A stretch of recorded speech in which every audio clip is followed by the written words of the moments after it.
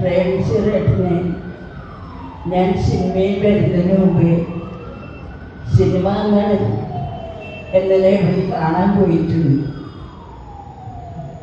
ഒരു സുന്ദരനായ ചെറുപ്പക്കാരൻ ഒരു ടേപ്പ് റെക്കോർഡ് റേഡിയോ ഇറങ്ങിയ സമയത്ത് ഉദ്ഘാടനം ചെയ്യാൻ വരുന്നു എന്ന് പറഞ്ഞു.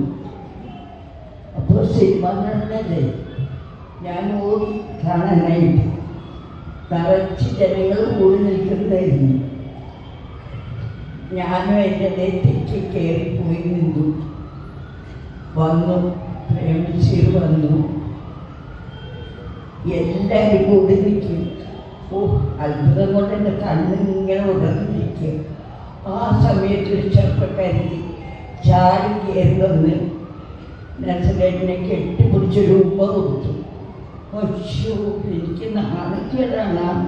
എന്താണ് എനിക്ക് വന്നതെന്ന് അറിയില്ല. സങ്കടമുണ്ട്, സന്തോഷമുണ്ട്, എനിക്ക് ദേഷ്യവും വന്നു. ഞാൻ പിന്നെ ഇനി പ്രേംസിറിനെ കാണില്ല എന്ന് വിചാരിച്ചു. ഞാനാണ് പിന്നീട് നസലേട്ടിൻ്റെ അമ്മയിട്ട് അഭിനയിച്ചത്. ദൈവത്തിൻ്റെ ഓരോ കളികളാണല്ല.